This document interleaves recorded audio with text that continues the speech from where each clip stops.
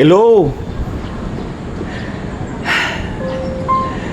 Minsan, sa sobrang bigat ng problema, parang puro panglupa na lang ang naiisip natin. Gaya ng takot, pagod, at pagdududa. Pero paalala ng Ebanghelyo ngayong araw, may Diyos na mula sa itaas na nakikita ang hindi natin nakikita.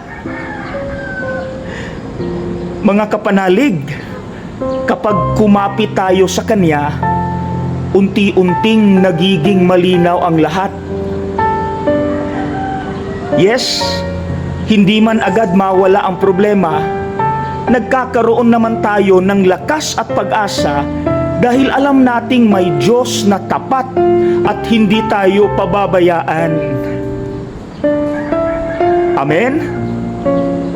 Amen! God bless you!